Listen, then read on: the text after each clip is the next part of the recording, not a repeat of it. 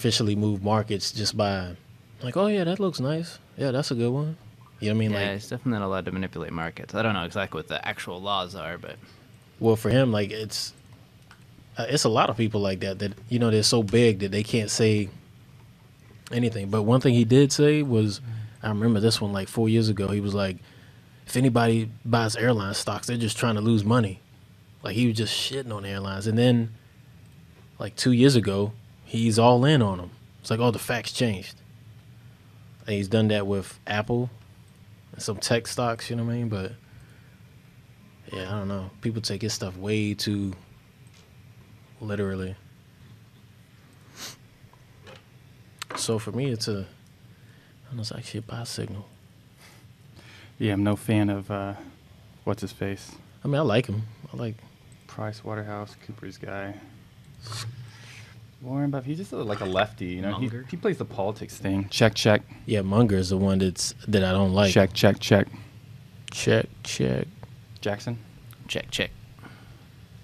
Did you do it again? Check. I hear you. Okay, pretty good. I have to rush. I have to hurry now. Okay, Facebook. How long have we got? This is cool. What are you gonna do the next couple of weeks? Without Kylan? you? Without Tay, without me, without I don't know what I'm been gonna on forever. You'll find somebody. Yeah, We can start maybe some. Jake will come on. We can start some online stuff. Yeah, let's see if Some FaceTime. What happened with what was the Ripple debacle about? Just Laura Shin has a podcast, and she wanted to have certain people on from Ripple, but they were being really strict about who could go on Ripple and for whatever. And she kind of like this battle of wits. And then she eventually had someone else on those from that didn't like Ripple, and kind of ragged on Ripple, and the Ripple people didn't like it. But she's like, well, you know what? I tried to like invite you guys on. He didn't show. Yeah. Might be a good buying opportunity for Ripple. Ripple's getting sued. Is that right? Yeah, but That's like, another thing. but like for $580. Is that right? Really? Yeah, dude lost $580. He's talking about he's suing Ripple. That's funny. Yeah, I feel like there's some Ripple FUD out there right now too. Might be whether you like Ripple or not, investment wise. Might be a good time to scoop some. It's never a good time to buy Ripple. I mean, it depends what your objective is. If you want to make gains in dollar or Bitcoin, you can measure that. What if you want to sleep at night? I still sleep at night. I sleep pretty damn good. Except when it's going up. I'm like all nervous.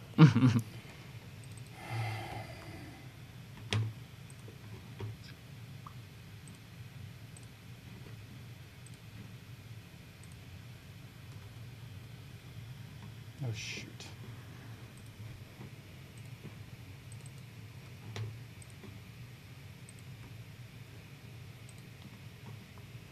Facebook is launching an internal team to exclusively focus on blockchain tech. The team is led by David Marcus, former PayPal president and current Coinbase board member. That's from Pomp on Twitter, POMP. He's pretty I'm familiar with them. he's pretty reputable. Okay. I don't see the Facebook one yet, though. Yeah, it should be going about now. In a moment. Got it.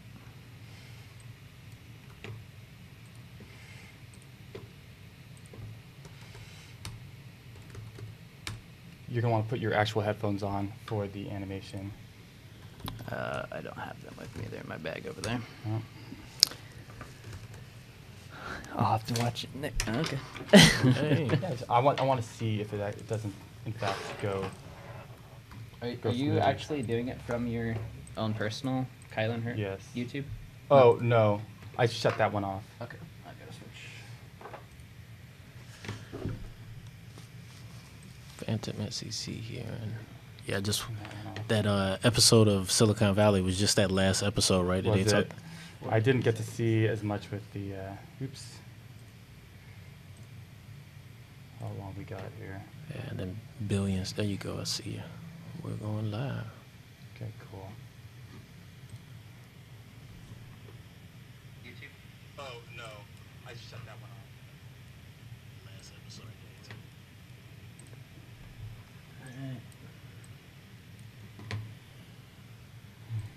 All right, how do I... This is the Captain Crypto Show, navigating the treacherous seas of cryptocurrency to help you arrive at port safely and secure your loot. Here's your host, Kylan Hurt. Uh-oh. There we go. Okay, look at that. Let's see here. Uh-oh. Is this stuck? Let's see here. Sorry, guys. Give me a second. Uh-oh. Oh, it was. No, it looks pretty good. It's stuck. Oh, no, we're good. Yeah, There we're we good. go. That Sorry looks about pretty that, solid. guys. All right, ladies and gents, welcome back to the Captain Crypto Show. Today, it's Tuesday, May 8th, 2018, and that means that it's time for our cryptocurrency roundtable, the one that we call the Captain's Council. So rounding out the rest of the crew today, off to my left, we got Action Jackson. Welcome back, bud. Thanks. I just want to say this one's kind of a bittersweet one for me. Yes. I'm moving out of the city, so this will be my last time on the Captain Crypto Show. I'm resigning At my least, position. at least at the table. We're gonna make sure that if you're willing to, and if the time is right, that when you head to the new place you're heading to, Japan, that if you want to patch in, that you will be able to. I think the time zones might be difficult from what I've seen, but maybe every so often if you can't get any sleep.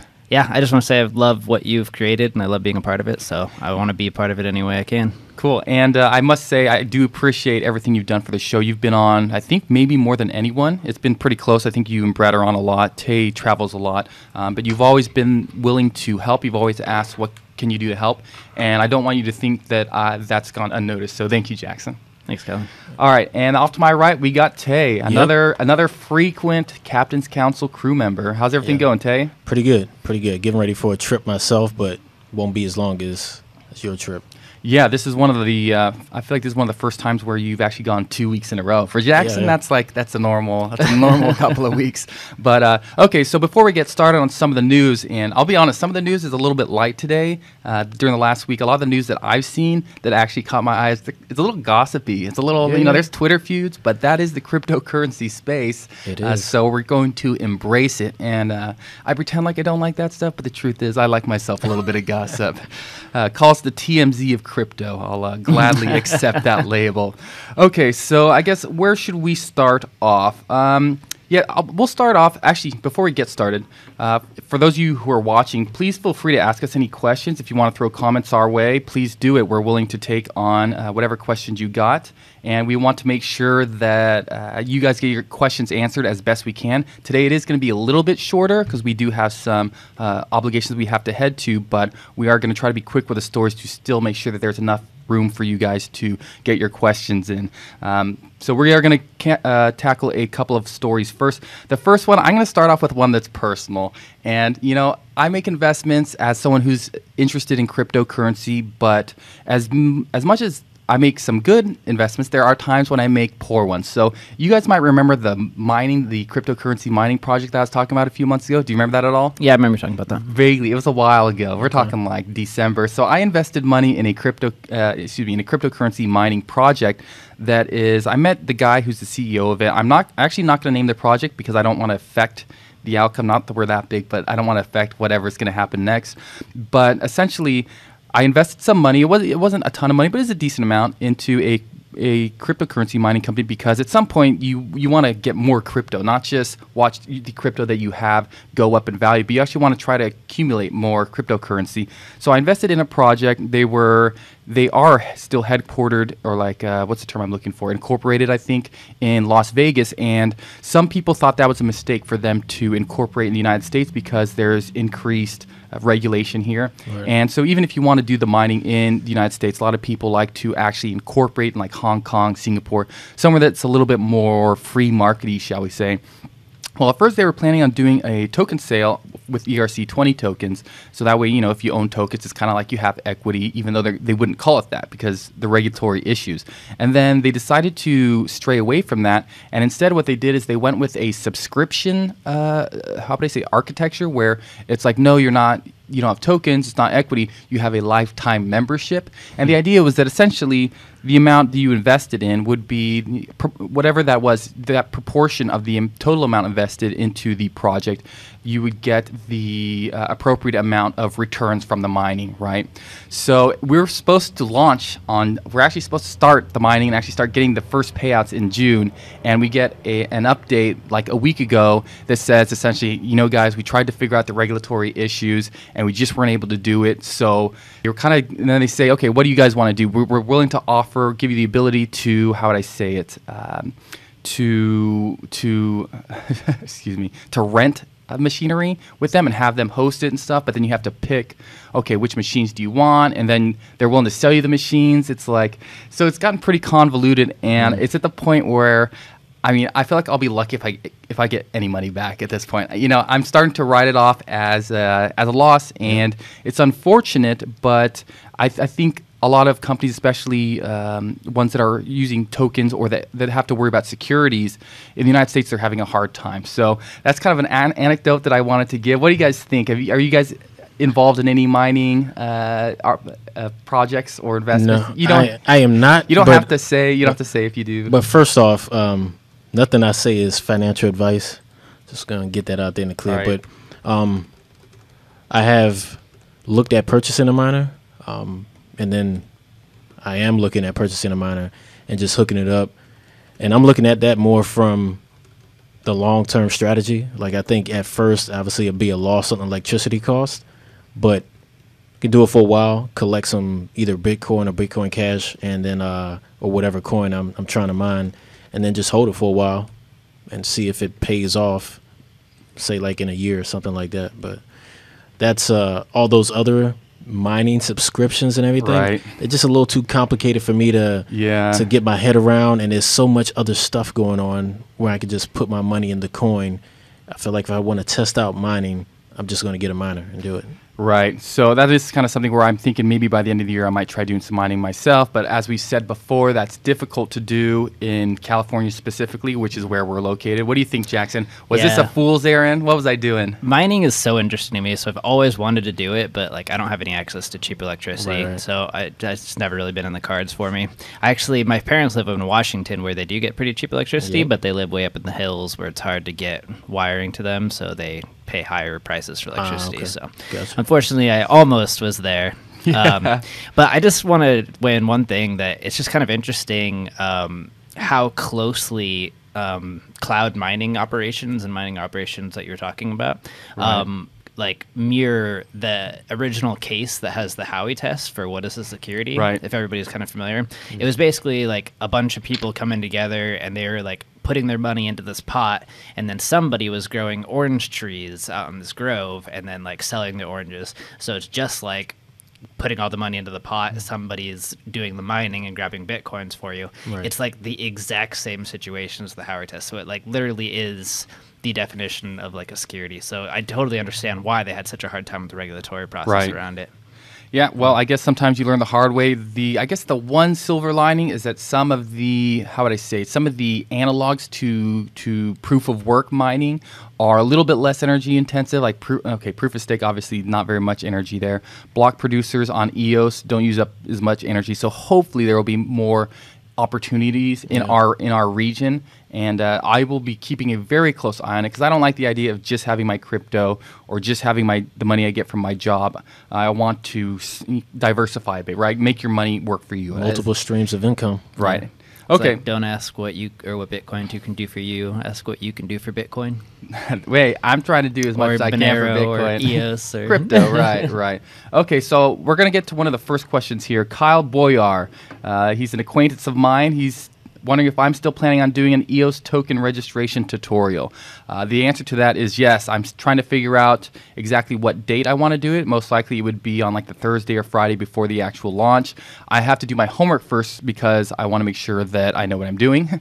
And obviously, I think a big part of it will be to do the tutorial as if the person has their EOS tokens in Edge, right? Because I work at Edge. But I also might make it so that we go over what you do if you have My Ether wallet, or I think MetaMask is the other one that comes to mind. I believe it was like a week ago that you were saying you were hoping more people screwed up so they didn't get their coins. Right. So I'd be really careful following this tutorial. Screw 'em up. No, There I'm just you go. totally joking. The way I see it is, I want the people close to me in my region making the money. The people far away, I'm not going to say I don't care, but I care a little bit less, and I think that's somewhat natural. I think if you want to look out for the long-term benefit of your investment, you don't want anybody to get screwed over at this point in the game.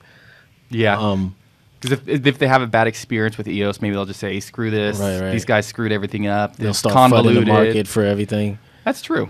We'll be making enemies, and I suppose it's a little early on EOS to be making enemies. Okay, so the next story that we have here is the first of the Twitter feuds that we're going to discuss this week. So there is there is a fellow podcaster out there. Her name is Shin. I think she still works for Forbes.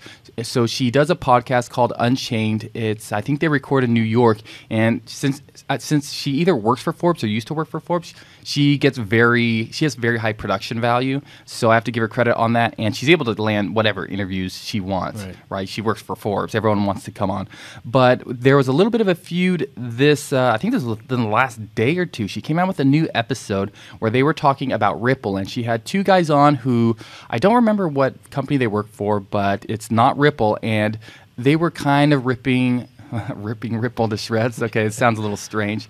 And some people had reservations about that. They said, I guess she had been getting messages from specific, I'm not going to go into it, but specific people who are well-known Twitter, what would I call it? Personalities. Maybe they don't work for Ripple, but they have a lot of followers and they like Ripple. And they were asking this Shin podcaster lady, okay, why did you have these people on for a hit job? Why didn't you have people on from the actual Ripple company? And I guess Shin, it was big enough of an issue that at the beginning of the podcast, in the beginning of the episode, she went into it. She said, okay, this is what happened. I emailed the people at Ripple. They're supposed to come on. And then it sounds like Ripple really didn't want to go onto the show unless it was perfectly the way that they wanted it. So essentially, this has become a little bit of a he said, she said. And I was curious if you guys had seen anything about this. Not really? I haven't seen anything on it, but I do know when you talk about Ripple, you're talking about unlike everything else in crypto, you're talking about a corporation. Right. And they are going to play like a corporation. So I don't see them, coming on shows like ours or any show where they think, they're going to have to dodge unseen bullets. Like They probably want a script of the things that are being asked, especially at this stage in their game when they're still supposedly holding back info until they get, 200 banks under their belt or something like that. And then they'll come out with more, tweets and more PR and everything else. But yeah, they're a different animal. Yeah, without a doubt. I think the people, the person that, how would I say it?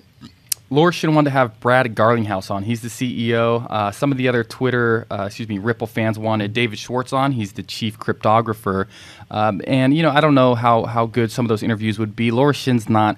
Okay, here's what it is at the center of it for me. That's the issue. Is with Ripple, there's all these questions, and when they are being criticized for their tech, and how's this going to work? How's this going to work?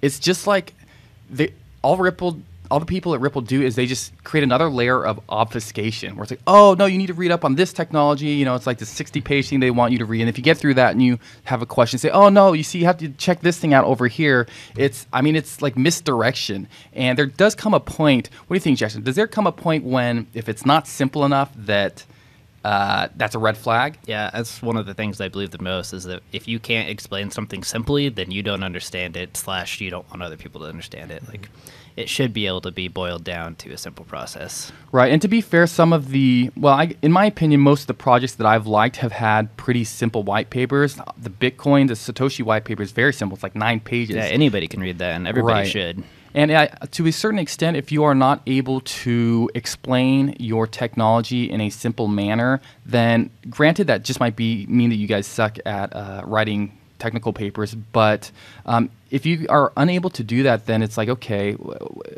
you guys are missing something, right? Because the technical white papers are kind of how would I say it? They're the foundation upon which your project is going to be built. So with Ripple, I mean, here we are.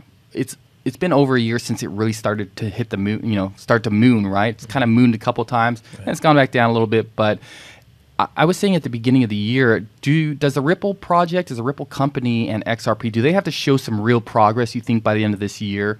Are investors going to care? I feel like Ripple, XRP token that we regular people will buy we're just tagging along on the Ripple companies. They have like 4 different products right now for banks, like Ripple Sure, Rapid and all this other stuff. So their customers are going to be banks and institutions, right? So the XRP token, if it comes into play and the institutions are using it, because I don't know if you notice how the banks are using a product called Zelle right now, right? And it's supposed to be fast, instant. If you're in the same bank, it's instant.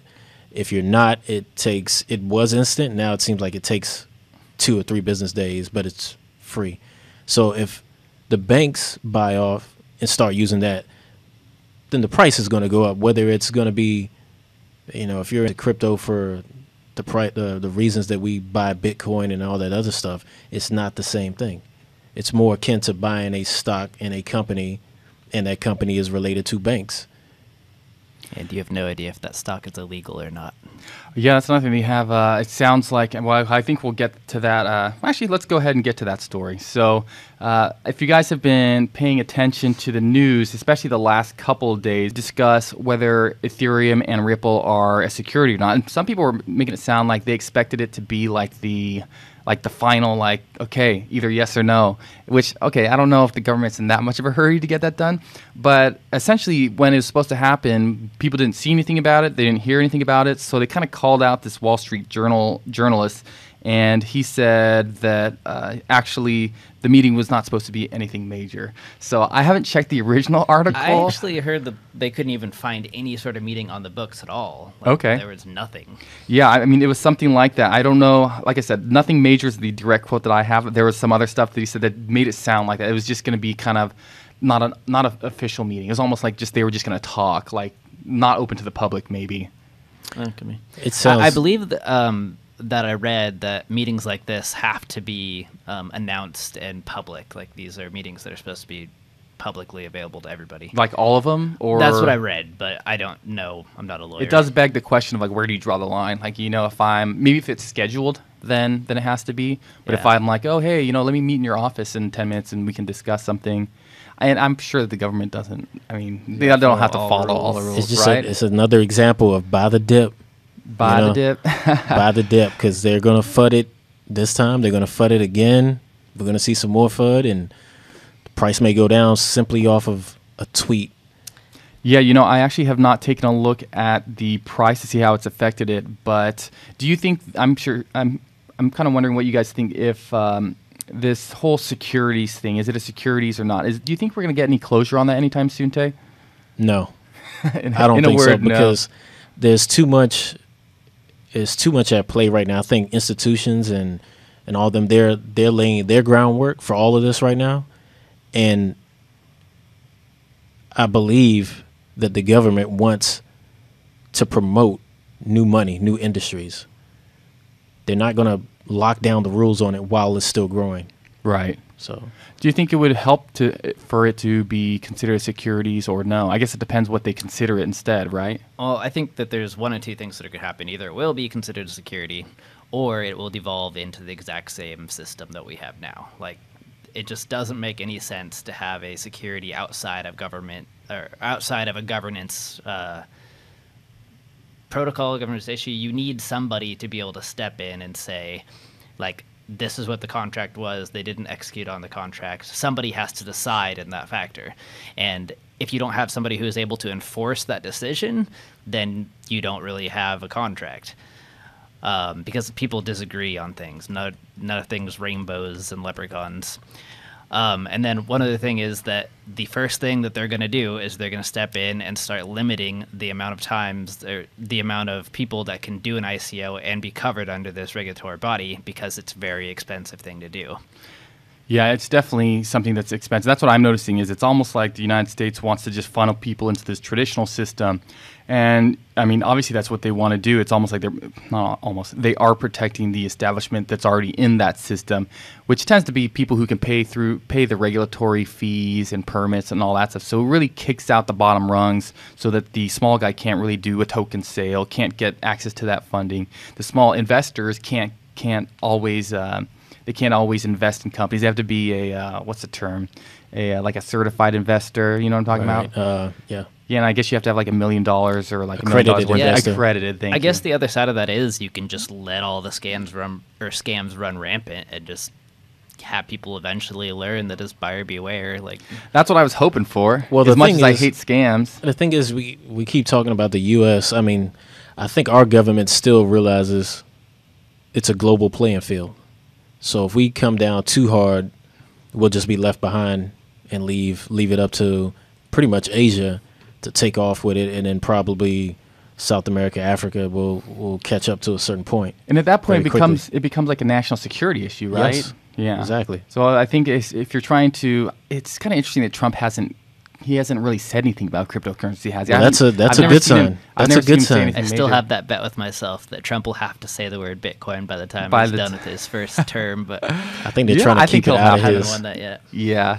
So I just want to put one more thing out that we kind of have like a tradition of this in the cryptocurrency space. There was like an SEC hearing where people expected people to talk about Bitcoin, and they had to come out, because so many people were asking about it, they had to come out and say, like, I don't know what a Bitcoin is. We're not talking about it. I don't know what you guys are talking about. It was hilarious. Where was this? It was an SEC hearing. It was a while ago. Quite a while ago. Nice. And it was whether or not they were going to allow the Winklevoss twins to have the ETF. One of the first times that got denied. And then another one, I believe it is at the World Economic Forum, where they're like supposed to be talking about cryptocurrency, and they had to come out again and say, we don't know what you guys are talking about. This is not on the agenda. So somebody is pretty good at getting these stories put into the news that are just completely false. But yeah, well, that's the nature of the crypto space right now. If they do have another hearing anytime soon, I hope you have another guy with a QR code in the back. I think that should be like a tradition, just go in real discreet, looking like a businessman, just be whoop, real quick. If you do that, guys, I promise I will send you a decent amount of money. I don't know if I send any money to. Actually, I think I did send money to the last guy. You can still send it. You can still if you're the one to do it, you'll probably make a lot of money. I'm not encouraging you. I'm just letting you know there might be financial. He didn't use a QR code though, did he? He used his actual. What did he do? I don't remember. Yeah, he just had a sign that said buy Bitcoin, but he eventually got a tweet out with him. And it was a chain, though. It wasn't the QR code, was it? Where you could scan it? He definitely had the address out somehow, but I think it was actually a donation address to some sort of advocacy group. Gotcha. Oh, man, that's not what I would do. Yeah. I'd be like, it's straight to captain's advocacy. Way in the early days, people would, like, some college kid would be at, like, a college game and hold and football. They'd get a couple $1,000. I think you get like $20,000 in like one day. Oh, that's so awesome. Okay, so I think that's enough on that story. Just interesting. I like to call it the Phantom SEC hearing. There's always some weird stuff going on. So we have another question here. This one's on YouTube from Mark Meany. Says, do you feel Coinbase is just as safe as keeping it on a ledger? Because number one, it's FDIC insured. Number two, Coinbase is a crypto bank, whatever that means. Number three, it's not one of those Asian exchanges that closes. Anything happens, you can sue. I'll let you take this first, Jackson. I'm sure. I'm sorry, I was reading something else. So. Do you feel Coinbase is just as safe as keeping it on a ledger? Because number one, it's FDIC insured. Number two, Coinbase is a crypto bank. Number three, it's not one of those Asian exchanges that closes. Anything happens, you can sue. No, it's definitely not as safe as handling it yourself, but I would say it is the safest of other exchanges. And I wouldn't do it, but I think that there's definitely an argument for being made that if you don't feel like you have the knowledge to Right. secure your crypto yourself, then Coinbase is probably the second best option. Right, and like you said, if you don't think you have the technical know-how to take care of your cryptocurrency, then you probably don't, to be honest. And plenty of people have lost money. So in that sense, I guess there's a use case for Coinbase. What do you think, Tay? Yeah, I mean, Coinbase is definitely the best one out there, especially if you're in the U.S., probably in the world, I guess. But you should still invest in a hardware wallet. I mean, it's only, Right. what, $110 or something Yeah. like that. So if you have more than $110 of crypto, you should probably at least get one of those, know how to set it up, know how to back it up, do all that stuff, and then send it from your Coinbase to that device and vice versa. Make sure it works. Send small pieces. Yeah, I just want to say, like, I'm not a conspiracy theorist. I don't think these are likely events. But the things you're worried about is, one, with FDIC insurance, you're going to have U.S. dollars that are going to be returned to you. And maybe that's not worth that much if the event happens that you have to get that insurance. Right. The other is the U.S. has confiscated gold before. Yes. Same thing. They gave people dollars for it, but the Yep. dollars weren't worth as much as the gold. And then third, Coinbase is not infallible. They have messed up in the past. The Ethereum Classic Yeah. mistake, they lost a whole bunch of money that way. I mean, they made everybody whole, but they could make a mistake. So. And they don't give forks out that fast. That is another huge thing. You know That what I is mean? probably actually Yeah. it's 'Cause you're it's losing not- money. It's Ties it the up. least of the problem, but it's the most likely situation to happen. I think you lost about 15% if you kept everything in Coinbase. Right, all that, yeah. So there you go. I think I would echo these guys' thoughts and say that in general, yeah, if you don't know what you're doing, then sure, use Coinbase. But, and it does seem like Coinbase is healthy, but in the past we've had exchanges that we thought were healthy that ended up going, catastrophically belly up overnight. So keep that in mind. It's really hard to tell what's going on behind the scenes because they purposely obfuscate what they're doing security-wise. I do think they probably know what they're doing, and I think there have been enough mistakes made in cryptocurrency that they can learn from those, from those mistakes. And it seems like they have a good head on their shoulders, but then again, you never know. And if you're trying to use fiat to crypto trades pretty often, then it does make sense to use something like Coinbase every so often. But yeah, we would definitely encourage you to use a hardware wallet, or you can use our Edge wallet if you want to put things on your smartphone as well. There's a lot of options out there for different use cases, if that makes sense. Okay, so I think you guys might have, or I think Tay might have a little bit of a better idea on this one, but Silicon Valley is an HBO show that is on, I think, once a week. They've had their latest, I think they're on like episode 8 of their latest, of their latest season. And I guess one of the subplots is that they're starting to talk about cryptocurrency more and more. I think I had seen them make references to it in the past, like earlier on in the season, but I think a lot of people are making a big deal about this latest episode. Tay, have you seen this latest episode? Yeah, I checked it out earlier today. What'd you actually. think? I thought it was pretty good. There was Guilfoyle was the guy who was pushing the. Wait, spoiler alert. Oh, yeah. Well, Spoiler alert. If Yeah. you haven't seen it, but Go ahead. he's the main one pushing it. And it actually, they actually argued about the idea, and the arguments while they were arguing about it, it was funny because the main person arguing against it, it was in her financial benefit at first for them not to do an ICO because her business is VC. So she pretty much explained that and came out with it later, and it was actually a very good, a good argument. If you don't know how crypto works or how ICOs works, it was a good argument for people who are not that savvy about it. You can watch it. I think it actually starts at the 10-minute mark. Of the latest episode. I think it's season Yes. 5, episode 8, right? Episode 7. Oh, I think. episode 7, Yeah. excuse me. So I guess, Jackson, have you seen this latest episode? I don't think so. Oh, yeah. yeah. I watch Oh. the show all the time. Okay, what did you- Where they just had like one character like quickly rattle off like all the regulatory problems and the Right, risks, right. and you don't get the benefit of your VCs and all their network and stuff like that if you go against them. I just thought it was really excellently done. And then what Tay said before, that one of the main characters, Guilfoyle, like comes Right. out and like says like how much he believes in nothing, he cares about nothing, but he cares about cryptocurrency so much. There you go. So Yeah, and I think it's the one thing that I'm noticing, and I have not seen the latest episode, but I've seen some of season 5 where they start to talk about it. I think Guilfoyle has like an alarm where every time the price hits a certain area, it goes off and it's really loud. So it's like, okay, well, how often does this go off? And they're like, yeah, Bitcoin's pretty volatile, so it just keeps going off and just annoying the crap out of everyone. And so they're poking fun a little bit at cryptocurrency, but on the other hand, okay, fine, poke a little fun. You know, I think most of us have a good sense of humor, but is it? I mean, this is pretty cool because we're not just in mainstream media at this point, but cryptocurrency is ending up in mainstream media, and it's being portrayed as a good thing or as a cool thing. So, do you think are we starting to hit how would I say it? Is the public perception of cryptocurrency starting to become more positive, Tay? I believe so. I think there's you're hearing from entertainers, Kanye West mentioning it, all these people mentioning it. Like there's a lot of things. I think if you're deep into tech, you're going to be at least 2 years ahead of everybody else, and it's going to be annoying at least 2 years. Once the mainstream catches on, you hear it all the time. It's kind of like even yourself, even though you're a proponent of it, you kind of get sick of hearing about it. Once it gets to that stage, it's at a whole new level. We saw it with the internet. I think we're starting to see it with like electric hybrid cars right now and crypto as well. So I don't know. I think if you just, daydream 10 years ahead and you think there will be nothing like crypto, you're delusional. Yeah, without a doubt. What do you think, Jackson? I like a lot of different TV shows, so I've kind of seen a lot of these things over the past couple of years. And Jackson has a lot of spare time. I do. There's been about the last 4 years there's been mentions of Bitcoin, but they have been awful. Like, you don't understand a single thing you're talking about when they're talking about it, like the last 3 years, except for Silicon Valley. They started out pretty early on. They had like the Winklevoss twins in there as Bitcoin moguls and talking about it.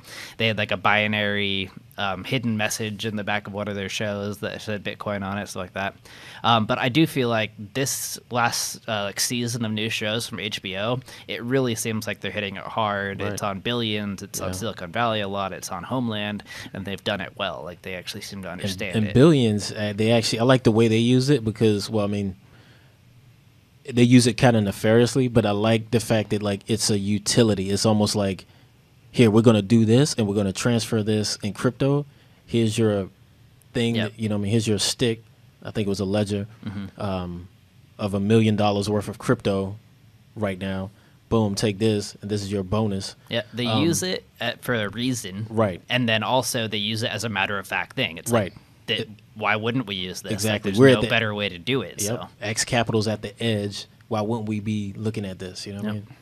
Okay, yeah, I'm very excited about things. I think it's just kind of refreshing to have cryptocurrency start being portrayed as kind of like cool or good, right? So this isn't just the Silk Road drug, rape, drug, what the term was, sex traffickers currency. I think we're getting past that, and that's. When it comes to adoption, it's not just the nerdy thing that nerdy guy talks to you about, that, the hermit neckbeard guy, right? Right. I think we have matured past that.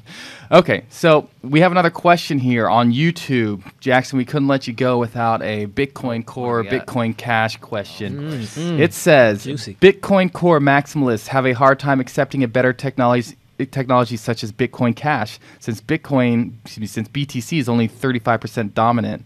Will there be a new king? Remember MySpace, Friendster, and now Facebook? What do you think, Jackson? We'll start with you. I really don't think so, obviously, from a lot of this talk about, but I think a lot of people like to tout things like more capacity on the network as like an obvious better way of doing things, and it's not that obvious. Like, there are trade-offs to having more and more stuff on the blockchain. The blockchain sucks. It is slow and purposely inefficient, so you want to do as little on the blockchain as possible. I try to follow as much as I can around the development of like how to cram more stuff onto the blockchain as possible, and to me it seems like all that stay the major player for a while just because of the name brand right now. We're talking about mass adoption of people coming in. I mean, Bitcoin Cash, you never know what the future can bring, but as of right now, I feel like they have their pumps. people get excited about it, they go down, people lose their excitement about it, Bitcoin goes up, has its excitement, and then it drags the whole market when Bitcoin goes either up or down. So until that actually changes, I don't think we have to worry about anything as far as Bitcoin not being the number one. Yeah, I think we're still waiting to see what will be a more viable scaling solution, right? So we have obviously on-chain scaling, second layer scaling, and then now you have other currencies like Nano. I think there's some other ones that think that they can do a better job. And IOTA. Yeah, there's no clear winner just yet. I don't think there will be a clear winner for maybe a couple years. It sounds like Lightning Network they're starting to implement it, but it'll take time to build out. With Bitcoin Cash, until they have enough users to really fill up their blocks or start getting close to filling up their blocks, even if they have to increase the block size after that, then we're not really going to know whether they'll be able to take on Visa level transactions. Some of the numbers I see involved with that are pretty astronomical, but I think they realize it. So yeah, sometimes they're like, oh, our fees are so low right now. It's like, dude, there's not that many people transacting with Bitcoin Cash right now. Nothing against Bitcoin Cash. There's always some sort of conflict going on there. Even at Edge, we have some people who are more into Bitcoin Core versus Bitcoin Cash. So at least we put our differences aside, but a lot of people online don't like to do that. Okay, so I think you mentioned the Winklevoss twins at some point earlier today, and they were in this episode's second Twitter feud, and that, of course, was between Bill Gates and the Winklevoss twins. Bill Gates said something to the effect of, if he could short Bitcoin, he would. And then the Winklevoss twins went to Twitter and they said, no, actually you can, Bill. So if you want to, why don't you go ahead and do it and put your money where your mouth is? It literally says, Dear Bill Gates, there's an easy way to short Bitcoin. You use XBT, which is, I'm sure, some fund, right? And the CBOE Bitcoin USD futures contract, and put your money where your mouth is. And from what I've seen, I don't think I've seen anything from Bill Gates responding to it. I doubt you will. Yeah. So we've talked about. I swear, just like 2 months ago, we're talking about Bill Gates because he was saying that Bitcoin's just used for drug dealers. So I don't know what his deal is. I don't know why he feels like he needs. I guess when people are always interviewing you, you feel like you have to give an opinion on something, even if you don't know much about it. And especially Bill Gates and a technology. He needs to seem to be on top of things, but he does not have the time. Honestly, with everything he has his fingers in, Bitcoin probably isn't as important enough for him to deal with. I can kind of see that. Yes. What do you think? I think it's. I kind of feel feel sorry for him and Warren Buffett, anybody that's big into money right now, because all the youth, all the people who are looking to be like them when they were younger are in crypto. Yeah. So what do you think they're asking about? Yeah. And it's a disadvantage for them to be optimistic about something that's going to eat away from their main investments. Right. It just is, you're over here putting out a fire and these guys are saying, well, actually, we need heat over here. What do you think about setting a fire over here? Well, dude, my job is to put out this fire. You know what I mean? I'm spraying water. So it's, I just see it as until they get a fully built up position and they're building companies in crypto, they're not going to talk positive about it because it will immediately drain their investments. Yeah. So I want to point out one more thing on there. I kind of have to disagree with that comment that I think it was Cameron Winklevoss said. The CBOE futures markets and all Bitcoin future markets are really low volume right now. Even if he took, and you have to have somebody taking the opposite side of the trade for every single contract. Right. So if he took the other side of the trade of every single trade possible, I don't think it would even result in his toilet paper budget for a month. It's not shortable on his scale. Right. Yeah, Bill Gates definitely he could be a big whale if he wanted to. It is kind of sad to see him being a little bit anti-Bitcoin because growing up he was almost like a guy that you would look up to, right? He's Bill Gates. He's like a god, a tech god. But having him say comments like this. If you don't know much about a topic, then, maybe you don't have to say anything about it. I get it, though. He probably gets interviewed a bunch, and then every so often he says something about Bitcoin. It's like, oh, yeah, I guess if I could short it, I would. So maybe it's one of those sorts of things. Everybody's wrong once in a while. There you go. There you go. Okay, so the last story, we're going to cut things a little short today because we have to be a bunch of different places, really. But so this is a very minor story, but I thought it was kind of interesting. So for starters, I think last week Reddit announced that they are accepting Litecoin. Is interesting, but so they So Reddit has an application, a mobile app. It's available on Android and iOS. And someone noticed that on the Reddit version, like the title for how would I say it, for Reddit, for their app in the Google Play Store, it says something like Reddit, it says, something about trending memes, and then also says crypto updates. So it's actually in the title, right? Because people like to add a little bit of a description to the title. So I thought it was interesting. And it's also interesting that on iOS, it doesn't say anything about crypto. And I think the reason is because it's harder to get apps approved in the Apple, in iTunes, right, their app store, if it has anything related to crypto, just because Apple's strict about things. So I was curious what you guys think. Are you guys both on Reddit very much? I know you're not as much, but... Yeah, I like Reddit. I'm on the Yeah, I'm on Reddit all the time. So to have them... how would I say, put that in the title of their app must mean that they are getting a lot of traffic from crypto. Yeah, I agree on that. One thing that I thought was kind of cool is one of the co-founders of Reddit was on the Colbert Show last night. Right, I didn't get to watch it. Did you watch it? I watched just the Bitcoin-related part, and he gives like a really great explanation of like why Bitcoin matters. Right. Even under kind of like the duress of Colbert trying to make fun of it. Oh yeah, I bet. So I thought it was really impressive, but I just want to say like the top leadership of Reddit like has been interested in Bitcoin for a long time, and obviously other cryptocurrencies that they're accepting too. Right, and they've done a pretty good job. Reddit's done a pretty good job of, I know it's not super easy to have all the subreddits that they have. Sometimes they have to do some censorship and cracking down, but in general, I think Reddit has consistently been one of the top websites that I visit, and I find that I'm still getting pretty much as good an experience today as I was even, 3, 4, 5 years ago. What do you think? I kind of would have to disagree with that a little bit. Right. I've been distancing myself from Reddit a little bit because it does appear that it is kind of a little bit too easy to manipulate. Right. And that is just by its nature. That's difficult, like it's pseudo-anonymous accounts. It's hard to actually like tell who's talking.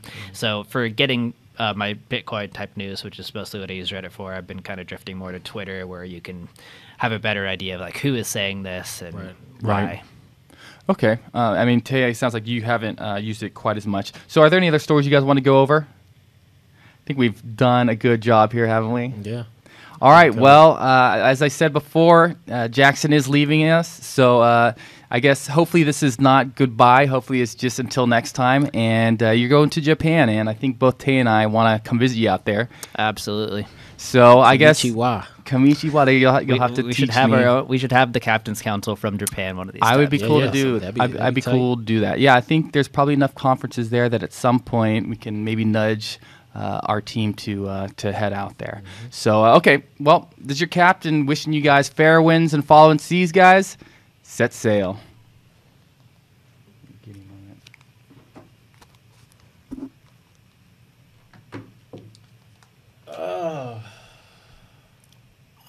We off yet? Not yet.